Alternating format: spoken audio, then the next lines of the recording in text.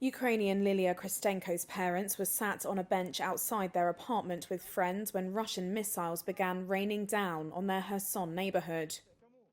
Her mother's head was wounded and her father struck in the liver by shrapnel. 38-year-old Kristenko was inside with her young son when the first explosion shook the building.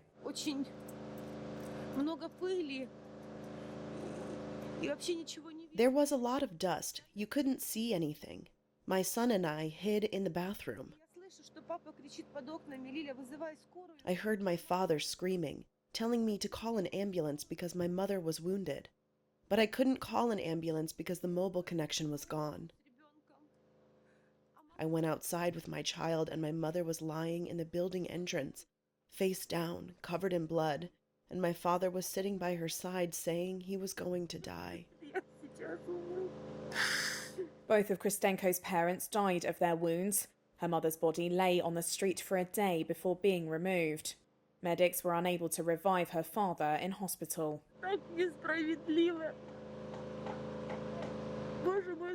It's so unfair. What did they do?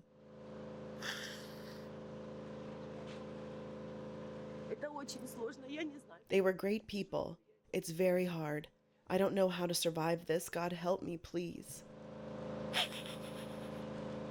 Russian forces occupied Kherson for 9 months before retreating to the other side of the Dnipro River, having been pushed back by Ukrainian forces.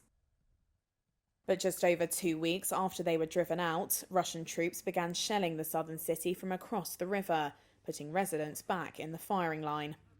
The attacks have caused power outages and shortages as winter sets in. Elderly resident Ludmila Antonenko and her son Alexander Antonenko are still living in their apartment, despite a gaping hole in the wall after it was hit by a Russian missile. The window filled up with light. The whole room was lit up. Then there were many explosions. Then it calmed down, and then started again.